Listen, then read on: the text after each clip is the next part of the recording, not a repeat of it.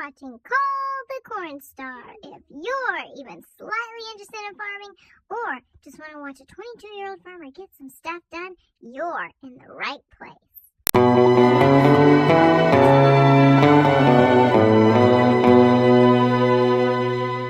I just got dropped off at the combine. I got a few things I need to grease on this. I got a bunch of chaff and stuff I'm gonna clean off. I got 10-hour grease circs I need to do, and I got 50-hour grease circs that I'm overdue for. Gonna check the engine oil, gonna check the fluid levels, and we'll be ready to rock and roll. It's a really nice morning today. It's like 41 degrees and it does not feel cold at all. I walked out the house and I was like, whoop, it's warm. Combine time.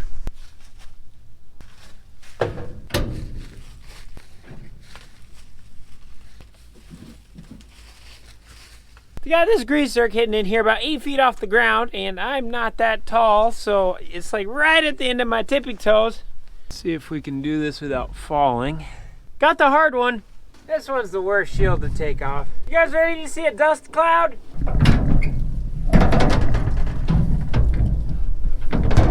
I would show you, but I guess whoever put this back together didn't put it in right. I'll be back. I'm out of grease. I got mostly everything greased, but my grease gun started acting up on me, so I got a couple that I'm gonna have to hit later, but we should be fine for today. I'll just remember tomorrow. And then hopefully I don't forget then, and then say I'll do it the next day and then forget it. Yeah, you guys get the point. We got about 50 acres left in the field we were combining in yesterday, but we're not gonna stay at this one today. We're gonna get some that are closer to town because, well, we're kind of concerned about the stock quality of them. So we're gonna snap those up real quick. This one looks real good, so it's not gonna hurt anything staying here. We can always come back. This is kind of a bittersweet moment. We farmed this farm for well over 20 years, and this is the last time we're ever gonna be farming it. A neighbor about 10 miles down the road came in and bought this farm. He wants his grandson to get into farming, so that is awesome. That's where the sweet part comes in. We're getting more people into farming. That's good. But it kind of stinks because we're losing this farm. It was all done in fair game though. The owners asked us if we wanted to buy it first and we turned it down, and so they stepped in and bought it, and it's all good. We want to see them do really well, so it's all the best to them. We're gonna combine this. There's a security camera here. Every time I talk. We're gonna get this combined and then wish them the best.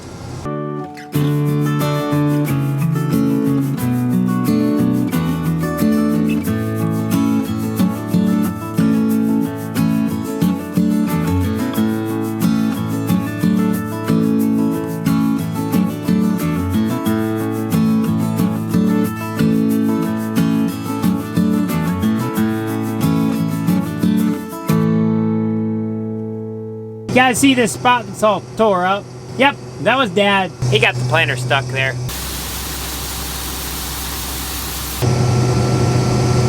I just about made it to the semi. And then all of a sudden I hear a look, my clean grain elevator chain again. That resulted in me running over a bunch of corn. And that's plugged, I can't combine, so I didn't really have much choice. Looks like Zach from Youngblut Ag is back again. We're having issues with our moisture sensor, so he's gonna take a look at it. We're kind of thinking it might be a blown fuse, but we're not really sure. Well, hello. Just saw you yesterday.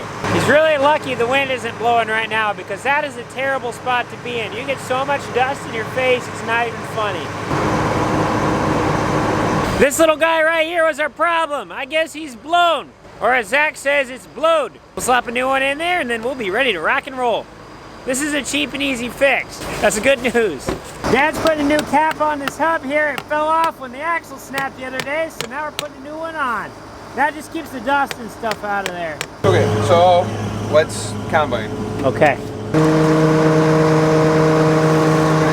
Don't you dare spill any corn. Zach, I found an ear that makes me think of you. Oh, thanks. Picking up all the yields. I guess we blowed another fuse. We have the goodest English ever.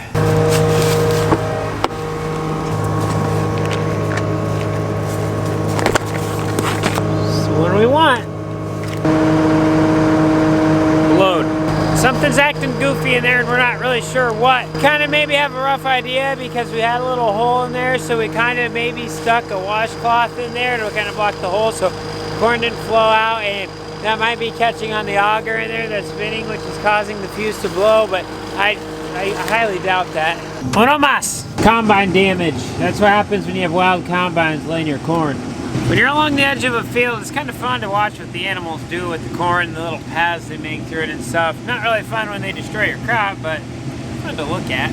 We think that our moisture sensor's bad, so Zach's gonna get a new one ordered and we'll stick that on, but for now we're just gonna run it and we're just not gonna have an accurate moisture reading. It's not anything with AgLeader stuff. This was on our combine, so not anything to do with this. It's already below zero, it feels like.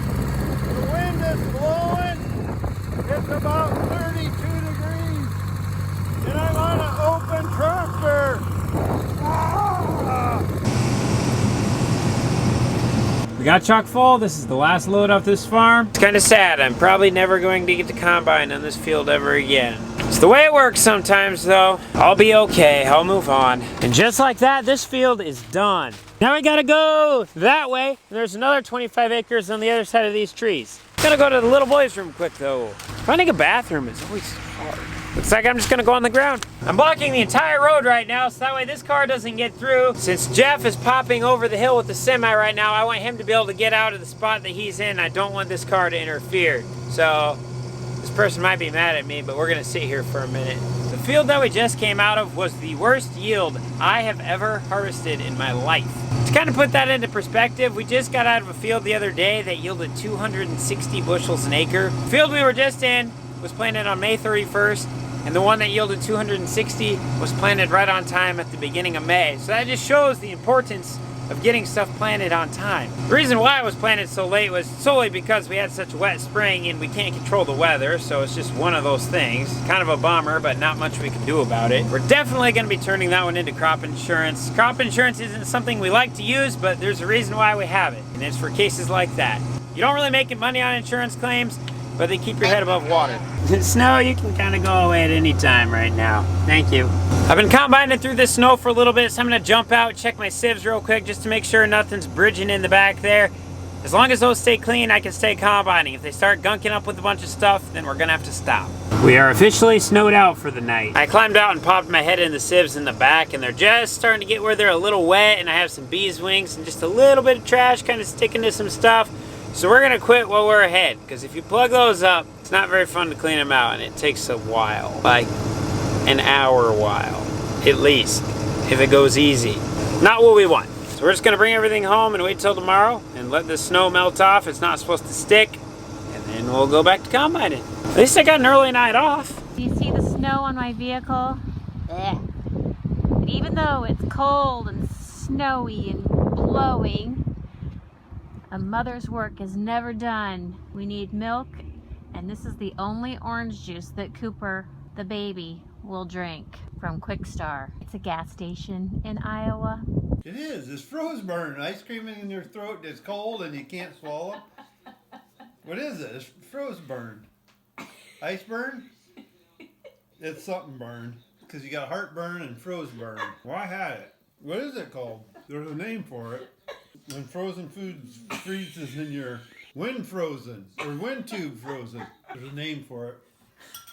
Hold on. Hey Siri. Hold on. Hi, I'm Siri. How can I help you? When you get something frozen in your windpipe, what's it called? Okay, I found this on the web for get some frozen in your windpipe. What's it called? Check it out. Is it called windburn? Or no? Oh, hold on. Vocal cord symptoms cause... I think that. Hold on. Hey Siri. I'm here. I know, I'm trying to think of the name of it. Throat burn. What causes it? Ah, she ain't answering me. When you eat ice cream and it freezes up in your windpipe, what's it called? Okay, I found this on the web for when you eat ice cream and it freezes up in your windpipe. What is it called? Brain freeze. It's brain freeze. I knew it was something freeze. It's called brain freeze. So now we know what it's called. Brain freeze. It's about 14 degrees this morning. I drive down the road about 6 miles, gonna get the equipment started. I reach for my gloves. My first glove I grab, left-handed. All right, I'm in good shape. Second glove I grab, left-handed. Oh man, I can keep my hand double warm. Poor right hand's gonna have to be cold. I go to grab for the next glove. It is also a left-handed glove. Oh, I don't think I can get 3 gloves on at once. What the heck? So I go to grab for the 4th glove. It is also a left-handed. I search all over in my truck. I find a little rubber glove. Oh boy, it is also left-handed. But I am actually left-handed, so I can put my other hand in my pocket and keep it warm, and I'll be fine, I guess. Man, I'm gonna have to go on one of those shows that the hair sticks straight up. I'm gonna work on that new hairstyle. Okay, let's get the semis started. Let's unplug the block heater, get the cord out. What are we caught on? Oh, come on.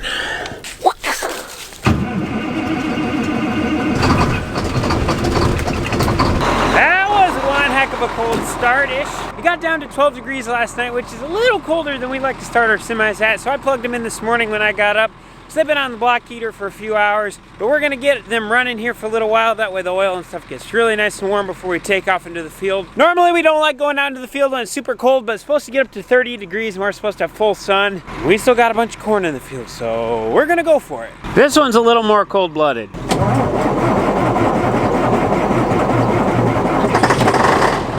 In case you guys were wondering how the big machine shed was filling up, we got about 30,000 bushels of corn in here so far. Once this gets all the way up to the top there, then we'll kick that top auger on and it'll start filling this direction. Sounds like Dad's having trouble getting the combine to start, so we're gonna drive the white semi out here, bring him a battery pack, and we'll give it a little bit extra juice to get the combine started. Turns out we're not gonna use the red semi, we're gonna use the Freightliner instead. So I got this plugged in, this is gonna be heating up here. Then once my grandpa shows up in an hour or so, hopefully this is warm enough to be able to start. Normally we like to leave the semis plugged in longer, but Dad and I had a little bit of a misconfusion this morning and I accidentally plugged that one in instead.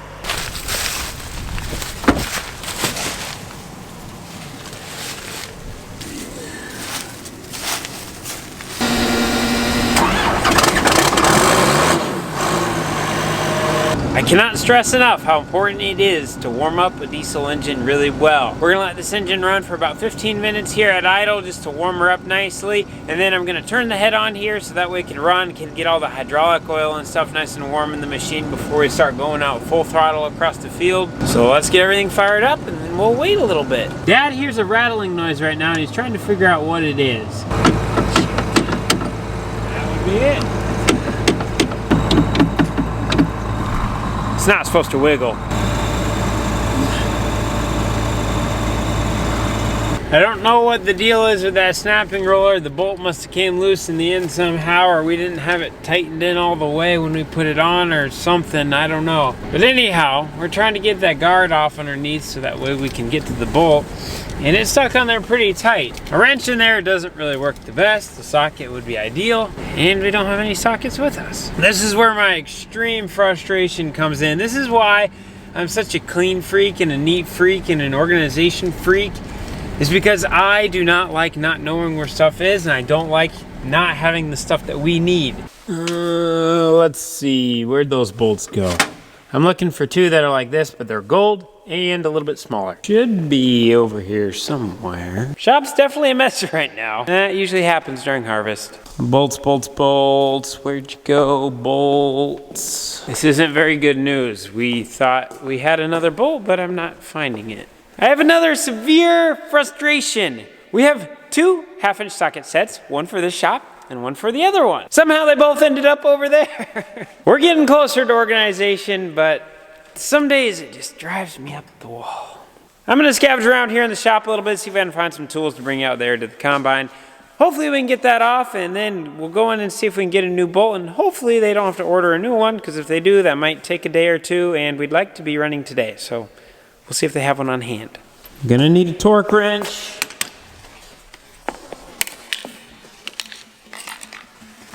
Ooh, that was a good catch. If I would have caught him, it would have been a good catch. Gonna need some blue thread locker.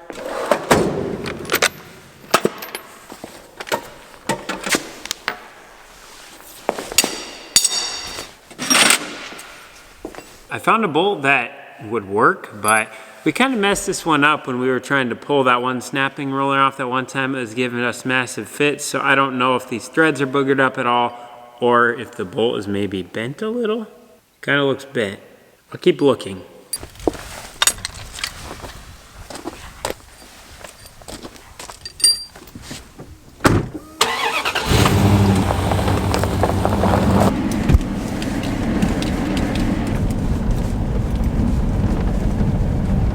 Couldn't find a bolt, but I got stuff to take everything off.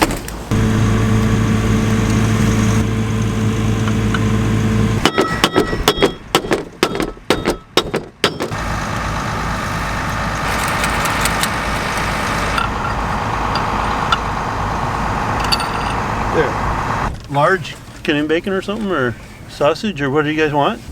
See how it works. As I'm sitting in the back seat of the truck here, mentally preparing myself to eat pizza for the 11th day in a row, I started smelling kind of like starting fluid, so I didn't really know what was going on. Come to find out, someone must have stuck some down in here. Oh, it's not that one, never mind. We have another can of starting fluid that is getting sprayed somewhere. Pretty closely fitted.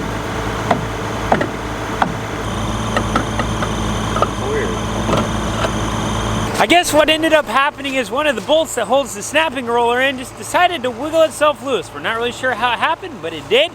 So we pulled everything off, cleaned everything out, stuck it back on, and it seems like it's working just fine now. In case you're wondering what kind of snapping rollers those are the Calmer BT Chopper snapping rollers. We have the Calmer BT chopping kit on the head, I think that's what it's called. But basically it's deck plates, chains, sprockets, and the snapping rollers.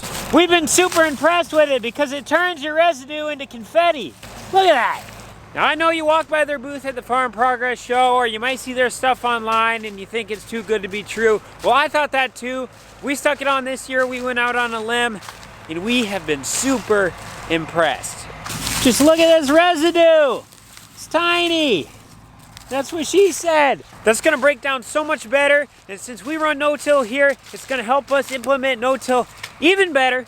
And even if you don't run no-till, it's just gonna help you break down that much more residue. So in other words, what I'm saying is if you need to get new snapping rollers for your combine, because you know they wear out after time, seriously look into the Calmer choppers and let them know I sent you. Just keep in mind they are a little bit more expensive than OEM rollers, but they are totally worth it.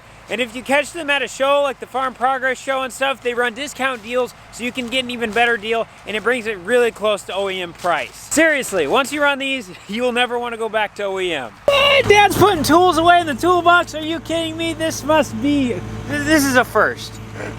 He's just never around when I use the tools. Dad always remembers to put the safety bar down, and he remembers to put it up. Just don't want anybody to get hurt underneath the corn head.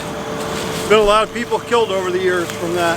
Just think of the safety bar as kind of like your toilet seat. Don't forget to put it up, don't forget to put it down. We're gonna do a sample run real quick just to make sure everything's going okay. I don't hear it anymore, so that's a good sign. We've got about 20 acres left on this farm. It's gonna take us just about 3 hours to do. We got a little bit of grain cart time to travel back and forth, and I don't combine 100 miles an hour, so it takes a little while. This is the last pass we'll ever have on this farm. And the last unload on the go. Here's the last 10 feet. And that's that. It's the end of an era for us on this farm. It's been a good 20 years. It's been a good time farming this farm, and it's gonna make a great farm for someone else. It's never fun to see a farm go, because you love a farm like it's one of your own children. I don't have children, but that's how I think you would love a child. So we wish the new owners the best of luck. I'm just gonna reminisce on the way across this field one last time, all the memories I have being in this field with Dad when I was little. Lots of good times. We're jumping back to Grandpa's field here. We should get this finished up tomorrow. We'll get a good whack at it tonight, but we're gonna lose help here in a couple hours, so we'll get as much done as we can.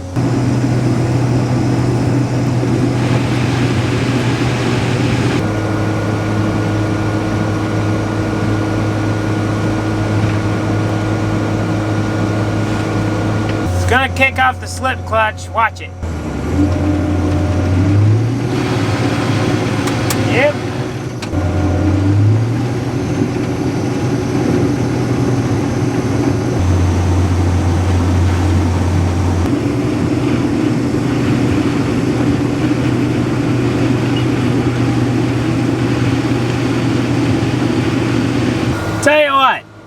I'm starting to get tired of this row not feeding right. There's one row that it gets caught up on, then it builds up a big bunch, and then it migrates to the middle as it keeps building up. Sometimes it passes through, and sometimes it does this. I don't know what the problem is. I thought there was a guard missing. We put one on, but it's still doing it.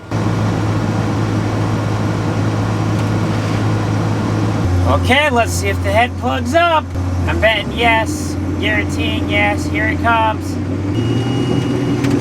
Are you kidding me? Wow, that's a first. Good job, Cornhead.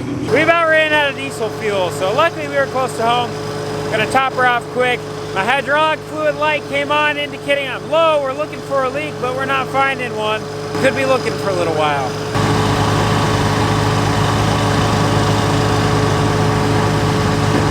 When the semis pull in the driveway, they pull over the pit, and we unload them here.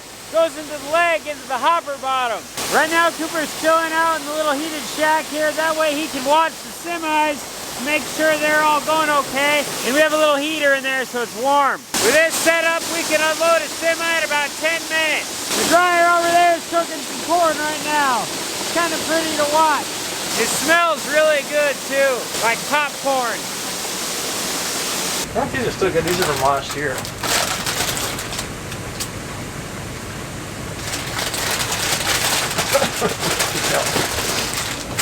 Got any words of wisdom, Luke? Not really. I'm not the words of wisdom person. Right now it's 10 p.m. and 15 degrees out. Normally we don't run when this cold, but everything seems to be running okay. We got everything warmed up.